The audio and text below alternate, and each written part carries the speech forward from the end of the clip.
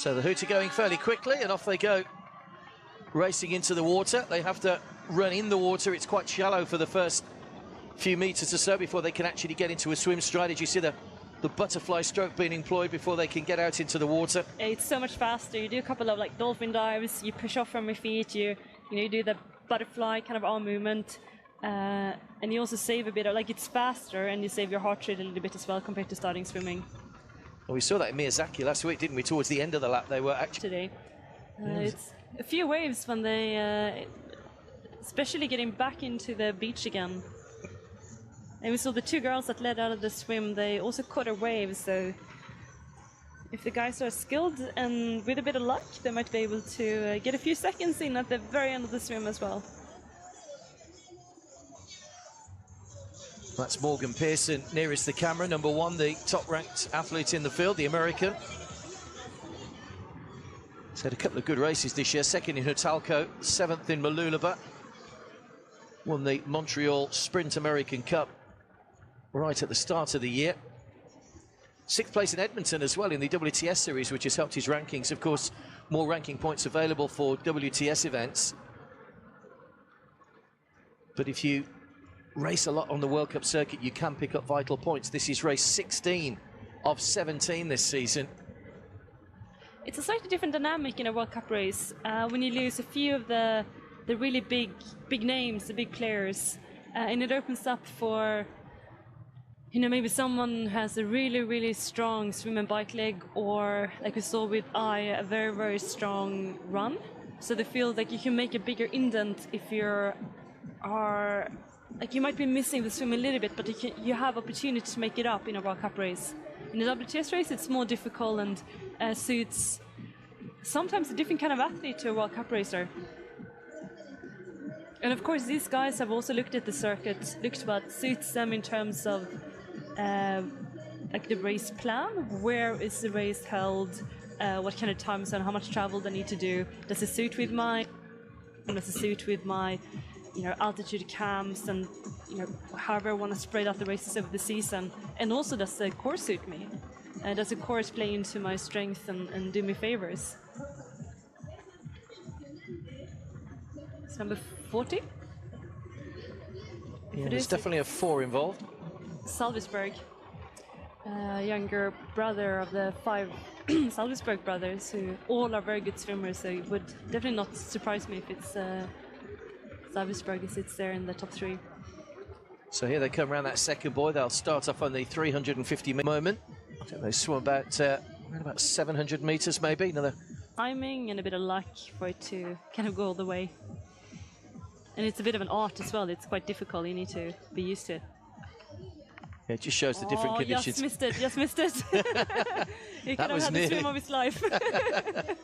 That was nearly the surfing in we were talking about. One more wave, see if anyone gets on it.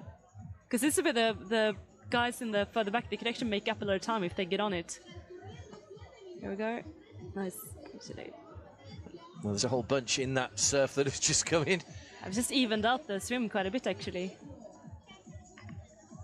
Well, you can see that the advantage that those guys that came in on that wave have just gained. Difficult to find the run legs as well after the swim, but they're onto the beach and off to T1. And I think we're going to see a large group out on the bike. There's not too much to choose between our first 20 or maybe 25 out of the water. But then a lot of time can be made up during the swim from the water's edge up to the bike. So if you're a great runner, you still have a bit of air left in the system. You can make up a lot of time and maybe even move up to the group ahead of you. Hello is from Austria, great biker. So now there's no distinct groups anymore, it's just a long string of guys. Here we go. I wonder if this is live or if it's a recap. Still in New Zealand. Now we are back live. We managed to get our cameras sorted out.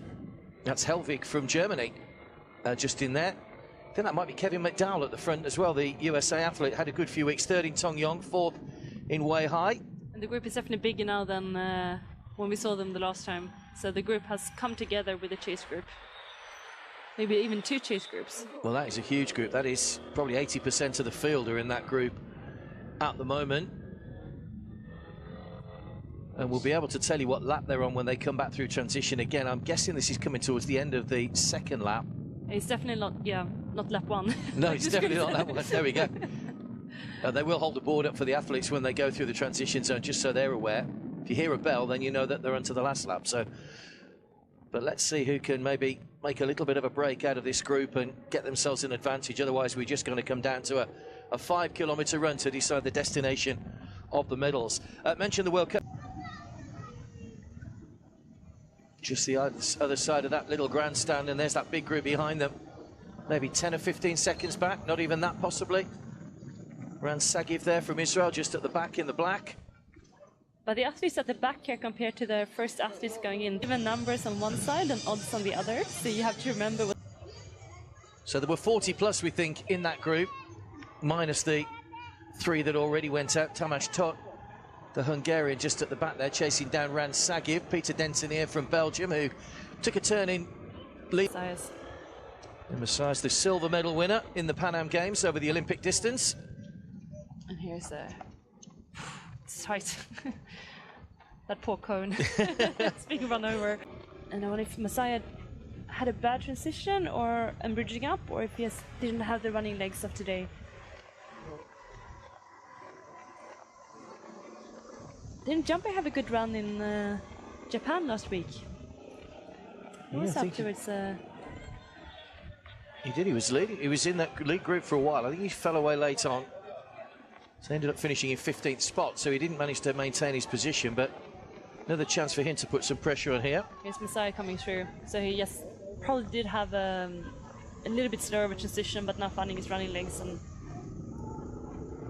probably also knowing the pack is not that far back, so they will have to keep the pace high, because there's some pretty swift runners coming from this main group.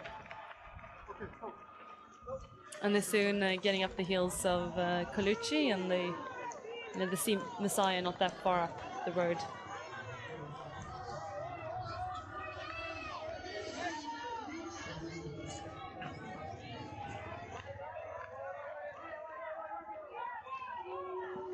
You think he feels like he's got a target on his back? He certainly does at the moment, Messias. You feel that big red dot and the eyes in the neck. He was part of not only his silver medal, he got the gold medal in the mixed relay team as well. Brazil taking that in Lima, or in the Pan Am Games here rather. Took the bronze medal in the Huatulco World Cup.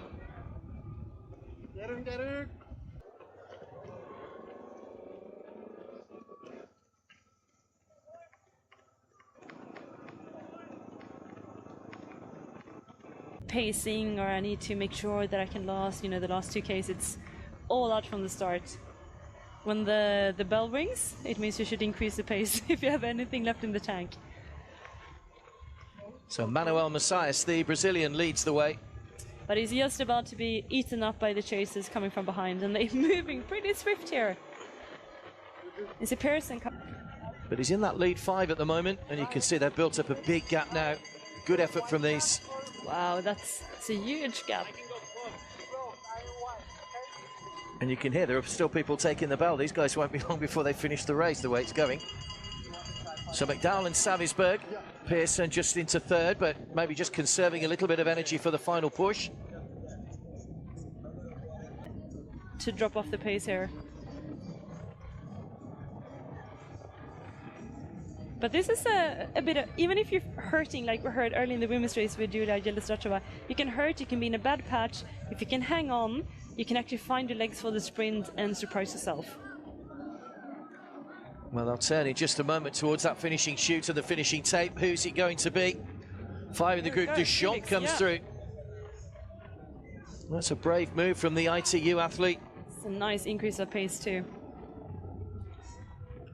Did win his last race at the end of September, the Aquaba Asian Cup, so he comes here with a bit of a winning mentality. He's also winning Agadir this year on the African circuit, but straight away Savisberg and McDowell again kick into top gear, and this is anybody's race between these 5. Now the pace goes up. Here's Messias. Well, the silver medal winner from the Pan Am Games just a few months ago now hits the front, and it's a great turn of pace as well. Beautiful acceleration. That's like school book running right there. Has he timed it right? That's the question. Or is it too early? I think he timed it superbly. Well, here he goes. Manuel Messias down the finishing chute, and he's not going to be caught. And it's a perfectly executed run from the Brazilian. Savisberg and Duchamp coming through. So it's Messias who's going to take the gold. Savisberg gets silver, and Duchamp takes bronze. And this pair is crossing the finish line.